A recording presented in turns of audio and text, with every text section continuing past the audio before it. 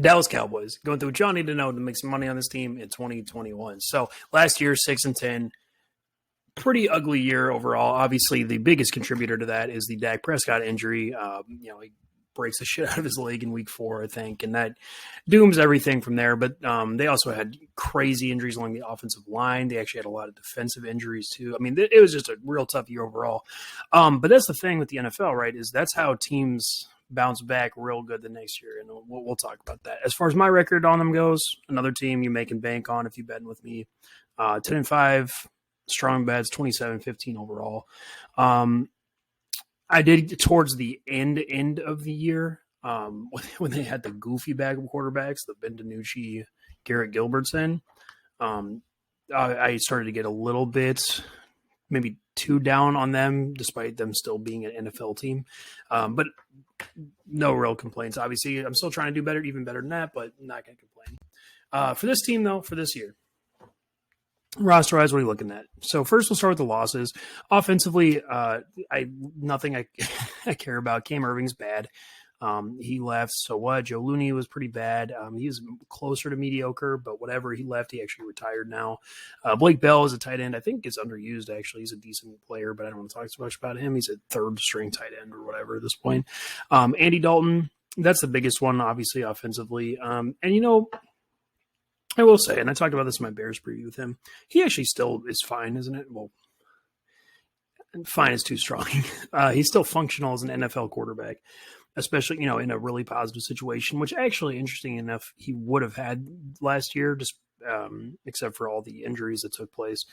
But, they're going to be infinitely better with Dak Prescott at the helm. I'm not even worried about that. But they do lose a little bit in terms of having a competent backup, and the reason it didn't show last year is because there are very few quarterbacks who would have succeeded in the situation. And then Alex Redmond, bad backup lineman. Defensively, though, definitely a lot more names that are a lot more relevant. The only real big one that I care about is Alden Smith. He returned last year from a long hiatus outside the NFL, and he played real well. That guy is borderline already back to being an elite defensive end. He does still have a couple issues. He definitely played better at the beginning of the season as opposed to later, but they are going to miss him. Just because anytime you lose a player that good, you're going to miss him. Tyrone Crawford, I missed an E there on his name. Longtime Cowboy, longtime whatever player, so not concerned about that. Sean Lee, also longtime Cowboy. He was actually decent when he was on the field. He hasn't been on the field for a meaningful number of snaps in many years at this point, and while I do think they're going to miss some of that, third linebacker, veteran leadership, that is that is not very high up on the value chart as far as things that actually matter to the outcome of a football game goes. So whatever. Joe Thomas actually played decently in some starts last year after the injuries to their main two guys, Jalen Smithley and Van Der Esch. And he actually played okay. I would have preferred, if I was a Cowboys fan, I would have preferred they kept him around for very real cheap, because I actually think he was fine, but not a huge deal. Chidobe Awuzie and Xavier Woods, two guys in the secondary that I actually think both got a little bit too much hate, because they were just, everything was just in such a bad situation. They had really bad defensive coaching. They were just a disaster all over the place. And I think some of the individual players took too much heat for that. They didn't play super well, but especially Awuzie, I think actually has shown at times in his career that he can be a decent player. Not that it matters too much at this point, obviously, to the Cowboys. Then Antoine Woods. He's actually kind of whatever, but don't want to spend too much time on him. Additions-wise, not much here offensively. Ty Nsekhe, another backup tackle. As we'll talk about later, I actually don't know how necessary that was. And then Jeremy Sprinkle, a blocking tight end, who I actually think is a little bit better than maybe he's given credit for, but is going to be third on this depth chart, if that, and don't want to spend too much time on him. Defensively, though, much bigger names and much more important. I want to start with Devontae KZ, the guy at the bottom there. He is a almost elite safety. He's going to make such a gigantic difference for this team. It's hard for me to even put that into words compared to what they had last year. Malik Hooker as well, first-round pick, who actually played pretty well a lot of times for the Colts. Now, he was in a exceedingly positive, an easy situation for a safety to play in when he was playing on those Colts defenses, and he was hurt a lot, and he struggles in areas that are basically anything but covering way down the field, but that is a real valuable skill, which we'll talk about later. They also had Terrell Basham, player I really, really like on the Jets. Another one who was in a tough situation, but if you watch what he individually produced, he was pretty damn good, actually. Brent Urban, the guy in the Bears, was part of their good rotation last year. Player's been good for a while. Carlos Watkins, an actually decent run defending defensive tackle, maybe bigger end. And then Keanu Neal, who, they officially, he's a linebacker for them. He's listed as a linebacker. I believe he's lining up a linebacker and all the training camp stuff. I'm actually I hope for their sake he plays probably over like Jalen Smith or something. We'll talk about that later. But I think there's a chance he's really good in that role. Now, he has his own, ridiculous injury concerns, obviously. So you don't want to put too much stock into him, or lean too much on him as an important player in your defense. But I'm telling you, the dude, he is still talented in that specific aspect. And the farther you get him away from actually having to play coverage as a safety, the better. So here's your draft class for the Cowboys. With rookies, I talk about once they play in the NFL, then we can talk about how good they are. Until then, I think all you're doing is hurting yourself by deciding what you are or not going to get out of them once they play. But yeah, this is who they drafted. So then we get to go position by position. We'll talk about what they have on the roster and what they're going to get out of it, what they won't get out of it. On these slides, the top right, that's the total number of that position that's ranked. So quarterbacks, 69. And the number to the right of the name is where that quarterback ranks out of that. So Dak Prescott, 8th out of 69. Dak Prescott. I get to talk pretty positively about him, and I'm happy about that. He is absolutely a good quarterback.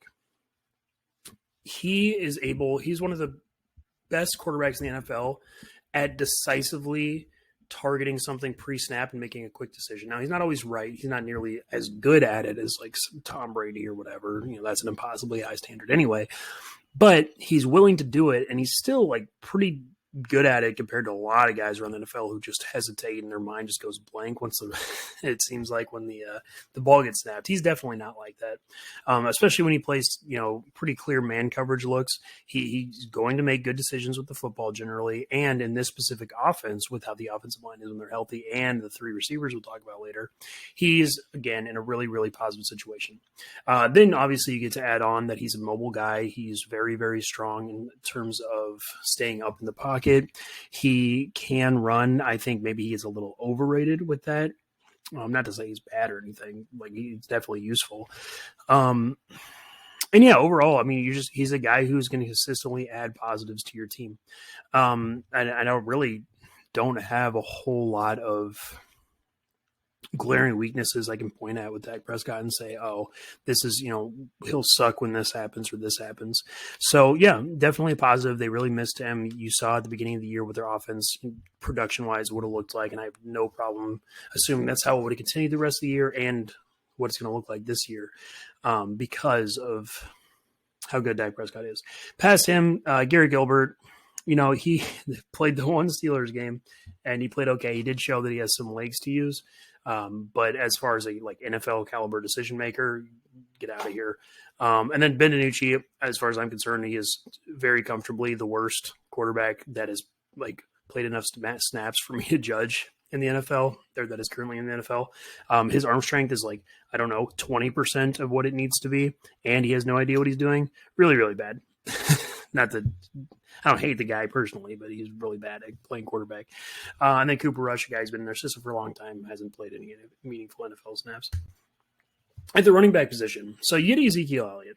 Now, I've gone a little bit back and forth on Ezekiel Elliott at times. I definitely think he never, ever was even particularly close to the top tier running backs. He's not one of those guys I talk about the running backs, the 3, 4, 5 who really matter. We'll talk about why, but I also think people kind of they shit on him a little bit too much because he can play and he does have some skills that are notably better than other guys at his position. So what does he do? What does he not do? Well, he does consistently create yardage at or around the line of scrimmage.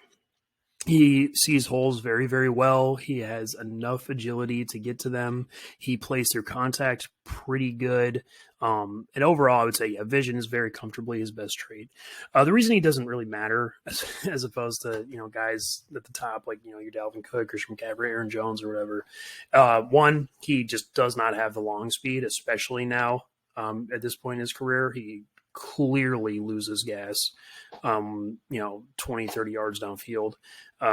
He is not super agile. He struggles to make guys miss. He can play through contact, but that only gets you so far because NFL defenses are too good for you to just be bouncing off people consistently unless you're just a psychopath like Chris Carson or something like that. And even then, it still rarely ever happens.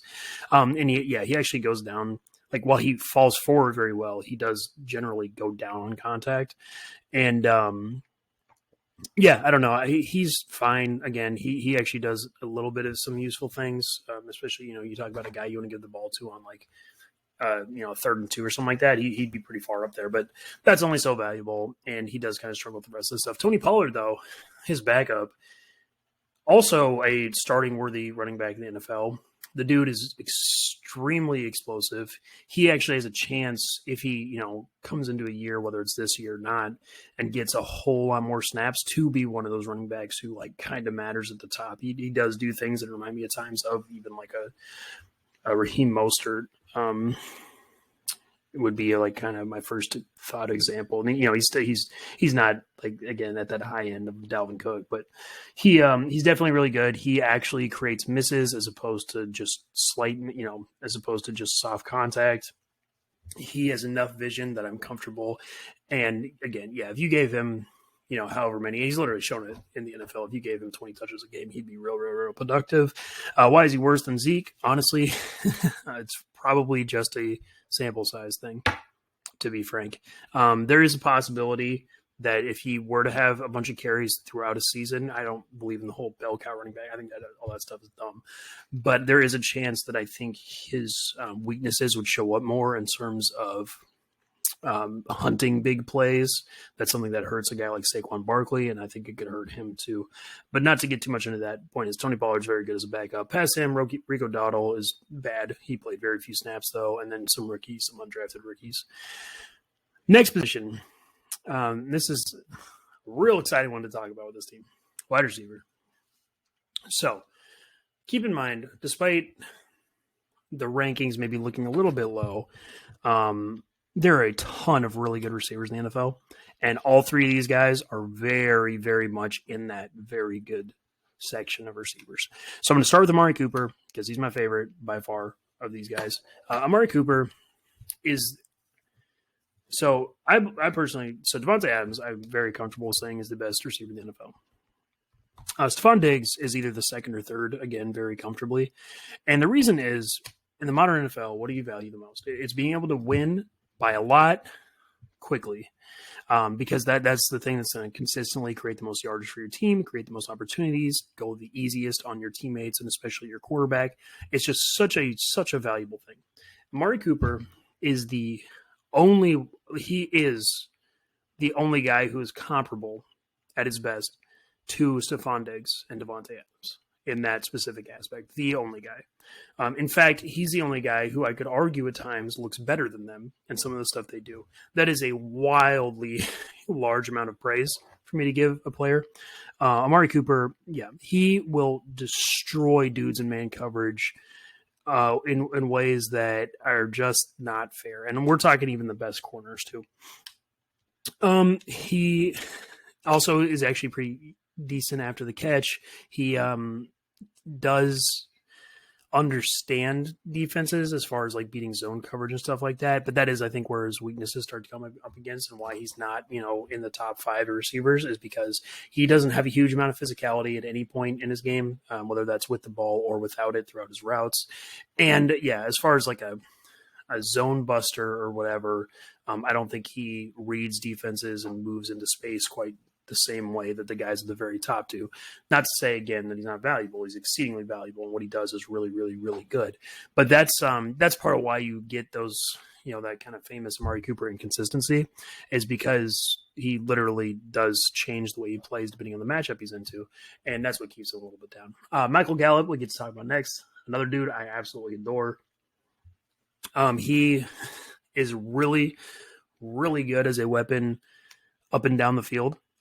He functions as a route runner in the short to intermediate game, like better than almost all, but that's not quite true. But most big body receivers, the way he is, can kind of struggle in that area, which really limits their value. Michael Gallup doesn't really have those concerns. He's not great at it, but he can actually like make space for himself and get open near-ish the line of scrimmage, which again, combined with how good he is as a downfield receiver, how well he tracks the ball, how well he uses his body, he is a super valuable player. And please don't forget about him, because I think the way that they're talking out of camp is that CeeDee Lamb's going to kind of take over the receiver 2 or maybe even receiver 1 role, which we'll kind of talk about if that's a good thing or not. But Michael Gallup, yeah, if he's on the field, he's super dangerous and very, very, very good. So yeah, CeeDee Lamb. I do like CeeDee Lamb, but if you can tell by my tone, I don't think he even really approached the level of the other good rookie receivers last year, being Justin Jefferson and Brandon Ayuk. He was closer to the T. Higgins tier, Jerry Jeudy, stuff like that. Not to say he wasn't good, though. Let's be clear about that. He was still very good. So what does he do? What does he not do? He does beat corners from the slot pretty well at a pretty consistent pace. He does use his body very well, both with the ball and without it, similar to Michael Gallup, actually. He does actually show an understanding of where to sit in zones and how to move to create easy lanes for his quarterback to throw them the ball, which is very encouraging for a rookie. That's not something you see a whole lot. And his other skills that he was like known for coming into the NFL, well, I don't think they translated nearly the way people hoped. It's not like they're nothing. So that specifically, he was, if you remember from him at Oklahoma, he had some of the wildest run after catch highlights you're ever going to see. I don't think that really showed up almost at all in the NFL. He was fine, but nothing special there. We'll see if he gets better at that. I wouldn't expect so. But what's key is that he doesn't need to be. He's a guy who's going to beat man coverage consistently, especially if you try to throw non-elite players at him. And he does have like other receiver skills that when he's moving past his rookie year, I think are going to maybe improve, and he could get really, really, really good pretty fast. Not that I'm going to guarantee that or expect that even necessarily, but that is something to mention with him. Past that, depth-wise, I actually think they have two guys. Cedric Wilson is at the very least fast and not bad, which, as a fourth receiver, I don't know how much more you're asking for. Noah Brown, he's really limited by his lack of speed, like really, really limited by his lack of speed. But as far as a guy who's like going to run a curl on like 3rd and 5 or something like that, actually, you could do a lot worse than him. I think he has valuable skills. In the modern NFL, him being so slow hurts him. Other than those guys, though, lots of late round / undrafted rookies or guys who floated around the NFL a little bit, like Malik Turner, never gotten opportunities. So I don't want to make any declarations about what they do or don't have, but with the guys at the top, I mean, you're looking really, really good. Then we get to tight end, and actually this is another position, while it definitely lacks the high-end talent, it's passable, which, you don't need every position to be super elite, right? So Blake Jarwin, he did tear his ACL last year, unfortunately, I believe in maybe their first series of the season. It was the first game. He's fine. He actually, he can do the things most NFL offenses ask tight ends to do, as far as like, hey, you're going to be open this play. Can you run out and be open and catch the ball? Yeah, he can definitely do that. He actually moves decently. He has some athleticism to him. He's a passable blocker. Nothing special, and I do think they're obviously, given his ranking, a whole lot more useful tight ends in the NFL, but he's in a pretty big middle tier of tight ends where the difference between him and like the 15th guy is really, is it meaningful? Not so sure. So you're fine there. And then Dalton Schultz, his backup, frankly, the same thing, just not nearly as good of a receiver. Not that he's bad. He played enough snaps for me to kind of get a sense last year that, he's where, the way I'll explain this, where Blake Jarwin is at like the higher end of this big middle tier. Dalton Schultz is way, way down at the lower end, but they still functionally are going to end up doing a lot of the same things in your offense. So how much big of a deal is it? Not too much. Jeremy Sprinkle, again, actually a pretty good blocker. That's just about it. Didn't really get a chance to do a whole lot else with Washington, but whatever. They have Sewo Lunalua, who was a fullback. Sean McKeon is a guy who I believe was undrafted last year, bounced around, some other rookies. Again, you can do better at this position, but given what else they have on offense, understandable, and they're more than fine here. So, yeah, offensive line. When healthy, this group is still very, very good. Now, they're not quite elite without Travis Frederick, who obviously their longtime center who retired at the beginning of last year or going into last year. But when you have a tackle duo, if they're healthy, as good as you do here, it solves so many issues so easily for an offense that when given the rest of talent on here, it creates really, really positive situations. So yeah, Tyron Smith, he was hurt a lot last year, and he actually did have some games where he was like clearly still feeling it and was not the same player that he pretty much had been at any other point in his career. Now, is that like the new normal for him? I would almost guarantee you no, but obviously I can't guarantee that. So as of now, I'm still going to operate that he's going to get at least approach where he has been in the last few years, which is when he's on the field, the dude's nasty. He's a very, very good run blocker. He moves, one of the best moving tackles in the NFL. He rarely, if ever, makes mistakes in pass protection. He is a little bit vulnerable to like really good rushers hitting him on the inside, but okay. And then La'el Collins also missed all last year and also went on the field is amazing. That dude, La'el Collins, I could gush about for a long time as far as offensive tackles go. He's really, really, really good. He is borderline as perfect as you're going to get. That's not, Joe Thomas out there as a pass protector. And as a guy in the run game, he moves dudes, and he moves himself pretty well too. So yeah, he's great. If those two are healthy on the field together, literally no complaints. And actually, I would argue that their depth there is not even that bad. So when forced into like 10 starts last year, right, their weaknesses did show up. I'm not going to sit here and say that these guys should be starting on other NFL teams, but I will tell you that I think Terrence Steele and Brandon Knight were not the bad parts of the Cowboys offensive line last year a lot of times. We'll talk about who was in just a second here, but I think they actually did some decent things, especially once Terrence Steele, he was like a very late drafted or undrafted rookie last year. So once he got past the fact that every rookie tackle sucks in the beginning of their rookie years almost anyway, I think he played decent towards the end of the year and was probably justified in starting games given their situation. And then Brandon Knight, same thing. I think he was just fine. But they also bring in Ty Nsekhe, a guy who's been a decent swing tackle in the NFL for a very long time. So you're golden at the tackle position as far as I'm concerned. Obviously, you want those top two, but it's hard to get a lot of tackle depth, and I think they actually have done a pretty good job there. At guard, get Zach Martin. I have my own issues with the whole Zach Martin is the best offensive lineman in the NFL thing. I don't think that's ever been particularly close to being the case. But he is definitely good. He's very, very good. He fits this offense very well. He knows exactly what he's doing. He run blocks extremely well. And as a pass protector, while I think he gets a little overrated in that area, like as far as guards go, whatever. He's so far past the point of good that I'm not going to trip about it. But I will mention, I don't think he's the best guard in the NFL or that close. Then you have Connor Williams. He is the more interesting of the guys to talk about here. He is a pretty unique player in that he is pretty, he's athletic. He gets out in space. He hits linebackers in the second level comfortably, but he's in this vein of guards, which you're seeing more and more now, that are just not very strong. You see teams like the Vikings or the Cardinals go after these guys a lot more. But Connor Williams does get bulldozed back into the pocket at times. That's still a concern. I don't think he fixed that at all last year. Now, he was injured himself as well. But, as a starter, I'm definitely good with him, especially if he's like the fourth best starter on your team. Like, hell yeah. But I will say he does have concerns of his own. So then Connor McGovern, he was the bad one, or one of a couple of the bad ones who was starting games for the Cowboys offensive line last year. That guy's absolutely horrible. Should not be playing snaps in the NFL.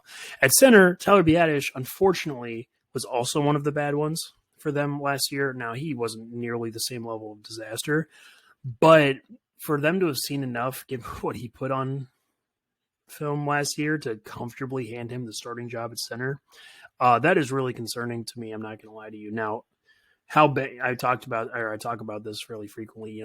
It's hard for a center to suck bad enough to hurt your offense meaningfully, and that definitely applies here. But I am concerned because, like I said, he didn't really show NFL play strength. He doesn't move very well. I don't think he was particularly good in pass protection at any point. So I'm definitely concerned about that. Now, he could get a lot better. He was definitely thrust into duty as a fourth, I think the last pick of the fourth round last year, rookie. So we'll see. And they do, obviously Wisconsin linemen do kind of have a history of being pretty good. But until seen otherwise, I'm definitely considering him the weakest part of this offense very comfortably. But offense as a whole, yeah, this is what we get to talk about.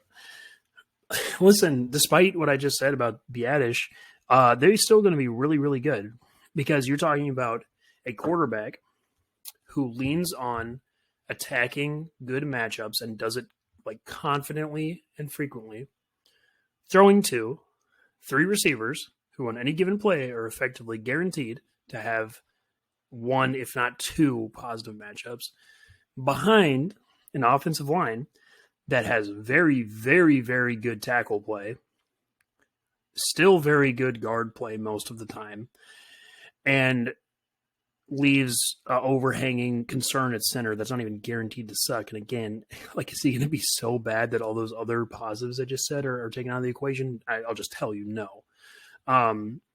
So yeah, you're going to have a explosive, borderline dominant passing offense, and the team's still going to be able to run the ball.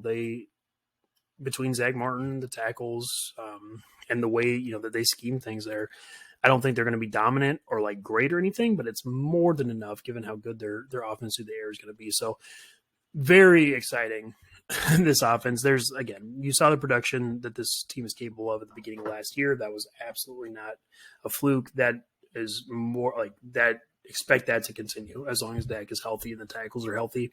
They're going to be putting up numbers. Defensively, though, a little bit tougher, to say the least. But a little bit of reason for optimism as opposed to what they were trotting out onto the field the last couple of years. So we'll start on the defensive interior. This is, I think, not the biggest concern on the team, certainly. We'll get into that with the secondary, but is up there. At the, right now, we'll see. Are they going to start Justin Hamilton? He kind of played rotationally at the end of last year. Are they going to start Neville Gallimore, rookie last year? Is he going to be with these other guys? Who knows? But as far as the individual players, what do they have? Yeah, Justin Hamilton, again, he rotated in there last year. He wasn't awful, but he falls into this class of player that really concerns me when you talk about putting them in for a bunch of snaps where what do they do? You know what I mean? Yes, it's nice to have a guy out there who doesn't suck, for sure. But I can't even guarantee that Justin Hamilton doesn't suck. And he definitely never rose above the level of he's the reason this play isn't working or he's helping in this way or that way. It's just more not hurting you, which is fine as a rotational guy, as a starter, not what you want. Brent Urban, I am very, very high on him. He's very good as a penetrator. He's a better pass rusher than run defender, but he's good at both as far as being impactful and being the reason that your defense can make a play. He is a little bit older, and just as the case with all defensive linemen, you don't want to lean too much on one guy or another. They need a lot of rotation, but Brent Urban, no complaints with that. Osa Digizua, third round rookie, I think, maybe even second round. I don't exactly remember off the top of my head, but there's hope there. Maybe he is a rookie. Tristan Hill, you can say what you would about him personally. If you remember, he was the player. I don't remember what player he injured, but he had a dirty hit last year that took a player out for the year, and then he subsequently tore his own, I think, ACL the next week. So whatever. But as an actual player on the field, regardless of that, he did show a little bit of ability as far as a guy who can rush the passer. He's very, very bad in run defense, exceedingly bad. So keep that in mind. But as a rotational pass rusher, that's a very useful thing to have in the NFL. So we'll see. Neville Gallimore, I am not a fan of his at all. Well, he has the size, and I guess theoretically he has the athleticism. He doesn't use it very well. He does not react to what the offense is doing very well. He's just not good. He at times can use his strength and needs straightforward explosion if he basically gets lucky and happens to go in the direction the offense was going anyway, to do a little bit of something. But even then, frankly, I don't think he's particularly shown that he like takes advantage of that scenario if he gets put into it. And yeah, he's not someone who should play a lot of snaps. Carlos Watkins, though, I like a lot better. That 51st actually out of defensive tackles, not out of nose tackles. He, he's a basically run defense only guy. But as far as that goes, he does fine. And then you got Quinn Bohanna and another rookie there. I'm not going to bother with that one. So yeah, I just, this position, we'll see. Edge, I do like the high end here. And this is part of what gives me more hope for this defense than as opposed, like I said, to the last couple of years. So DeMarcus Lawrence, not an elite pass rusher, certainly, but, he's passable. He's one of these pocket pushers as opposed to guys who actually, collapses the pocket themselves. But that's fine, especially when you're as good at it as he is. He's actually he does both. Like, he's good enough to matter as a pass rusher, not good enough to be elite, but borderline dominant run defender, which helps a lot too. DeMarcus Lawrence, definitely a good player. He's not an elite, and don't get him confused with one, but certainly a guy who justifies all the snaps he gets. Then Terrell Basham, he is actually someone I'm excited to talk about. I mentioned him in the additions earlier.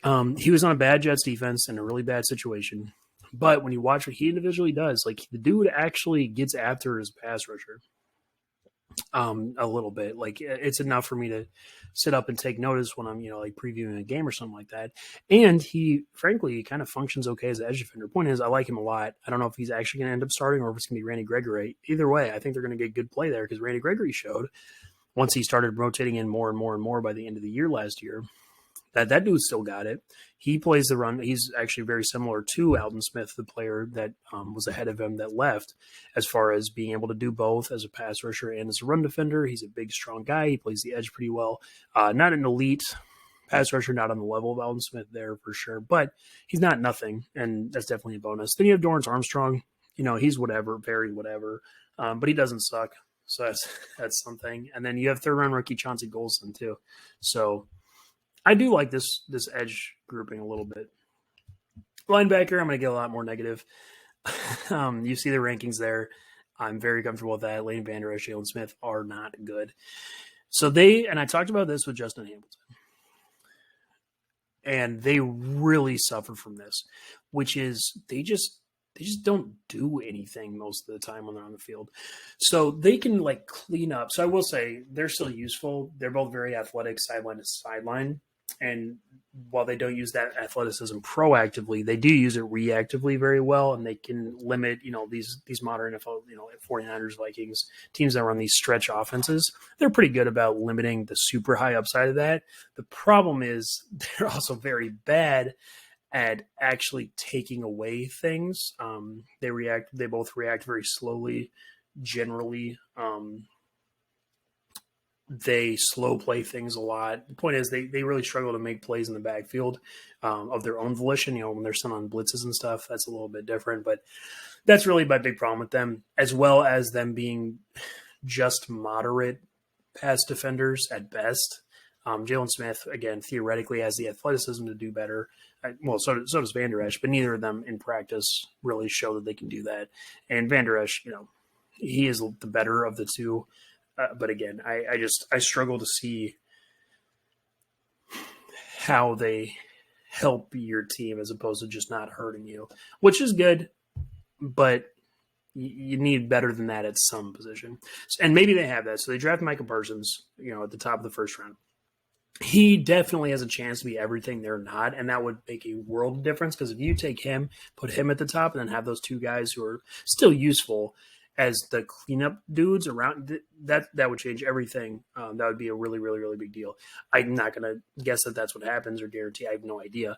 But I will say that about Micah Parsons, that he's the exact type of player, theoretically, who solves a ton of issues for this defense.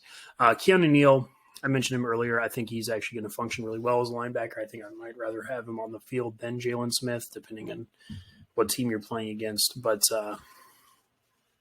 yeah, and then you have a bunch of guys, Jarrell Cox, the fourth-round rookie, me the most exciting of these backups. Not too much to talk about there. Corner, For this team, this is the bad one. The real bad one. Linebacker's bad, like as opposed to their level of name recognition. This one's just bad. So what are they going to do? You know what I mean? So you have Trayvon Diggs. He's the one I like for sure. I did think he did some decent things as a rookie last year. He actually competed with some of the better receivers in the NFL, which is very encouraging. But it was just flashes. It was just some snaps at a time. It wasn't full games. It wasn't a full season. I am still concerned about him as a full-time outside starter. I do think he has a chance. I will be clear. I think there's a chance that he is a whole lot better than his ranking right there suggests, but I'm not going to bank on that by any means. Other than him, though, you have two rookies in Kelvin Joseph and Nahshon Wright. Their rookie corners are very unlikely to be good. Very, very unlikely to be good. You have Anthony Brown. Is he an outside corner? Is he a slot guy? Depends on who else they're going to have on the field. And while I do think he is fine, he functions, he's definitely nowhere near a number one corner. And he, again, with a lot of players, I talked about the Cowboys, falls into a trap of what are you getting out of him as opposed to what are you, just not having to worry about, which is useful, if he's your third corner or whatever, but we'll see. Past that, Reggie Robinson was rookie last year, didn't really get on the field very much. You struggle to see, right, just with this corner situation, how they're going to be good. I suppose there are pathways to them not sucking, but we'll see. In the slot, I do like Jordan Lewis a little bit. I think similar to players I talked about earlier, he suffered from the rest of the defense sucks, makes him look worse. But is he like a shutdown player? Not even a little bit. So who matters in the secondary? Well, their safeties do a little bit, and this is a key thing for them as far as, because listen, with how good their offense is going to be, right, the point of their defense this year is you're just trying to not suck. And I would argue that they've made some really good moves in that area by bringing in one very, very good safety and one pretty good one. So DeMonte KZ is outstanding. The dude, if you're not familiar with him, he's been on the Falcons for multiple years. He is a almost great center fielder. He's one of a small class of players in the NFL who are actually comfortable and good at playing the ball down the field as defenders. There are safeties who physically will go back there but aren't very good at it. There's a whole lot of them. There's only a few that are actually meaningfully competing with offenses in that space of the field and making it tougher on them. You're talking about Marcus Williams, you're talking about Harrison Smith, you're talking about DeMonte KZ. Very, very good. So I love that signing for them. Excellent. Malik Hooker actually has shown flashes of being that exact same type of player. He is not quite, at least from what I've seen, granted, he didn't play at all last year and was even, I believe, hurt some the year before. He doesn't offer the same level of playmaking ability. I don't think he has quite the instincts that DeMonte KZ does, but he's not that far off. He still has really, really good range back there. And that's just an interesting prospect of starting two safeties next to each other in the modern NFL who are both those deep ball playing safeties, because I don't know if there's any other team right now that's projected to do that. And it's intriguing for sure. Past them, Donovan Wilson, Steven Parker, Darian Thompson all played at times over the last 2 years. None of them were even remotely good. Donovan Wilson wasn't the best of them. He might be the best box safety on this team, but he's still not good at it, and he's not somebody you want on the field very much. And then you have Jaron Kearse, who I will say is actually this team's best shot at covering tight ends on this roster, unless maybe Micah Parsons is good at it. But Jaron Kearse is actually pretty good at that. Not good at a whole lot else, but he is somebody to mention a little bit. So when we talk about this defense as a whole, like I said, I think there's definitely hope for them to be not last in the NFL. That sounds harsh. They could be better. Obviously, they could be a lot better than that. Because you are talking about a team with probably a reasonable pass rush, linebackers who aren't going to get you killed, and safeties who are going to limit the huge, huge upside of opposing offenses. But I do worry, against the real good teams. This is the type of defense they get picked apart over and over and over again, give up, 40 minutes, 40 plus minutes of possession. That's something I'm worried about for sure. So when you look ahead with this team, Right. I know that was pretty negative. I will say this is going to get a lot more positive. This team has a real chance to be really good in the regular season because, I mean, a large part because of their schedule, right? So offensively, what is this team worried about offensively, right? It's basically only teams that are going to be able to competently cover all three of their receivers, or teams who play some sort of complicated, interesting zone system that Dak Prescott is going to struggle a lot more with than he will with these other types of things. But if you look at their schedule, that barely comes up. So week one, talent wise, the Buccaneers defense, whole other animal, that is going to be an issue for sure. But past that, I mean, scheme wise, I think really the only stretch you're worried about is the Patriots, Vikings, Broncos. They're the only ones that even approach stuff that I'm actively worried about. Now, obviously, could they have other issues? Could injuries come up? Sure. But I think their offense is pretty matchup proof outside of those specific games. And so they're going to be doing a lot of work. Defensively, what are you worried about there? Basically, teams who can take advantage of their very suspect corners. That exists a lot more on the schedule. Again, Buccaneers week one, Chargers, Keenan Allen, Mike Williams. The Vikings, I think they match up horribly with the that's kind of where it ends, though, is the thing. So, frankly, this schedule is about as easy as it gets. And I would be pretty encouraged, at least as far as the regular season goes, as far as seeing Super Bowl team competing with the best teams in the NFL. I think that's where their really bad defense is going to, or really bad holes on defense would come up a lot more. But yeah, as far as a regular season team, they're probably looking at being really, really good, especially offensively. And generally that's the most consistent thing. And I would be definitely encouraged if I was a Cowboys fan for the 2021 season.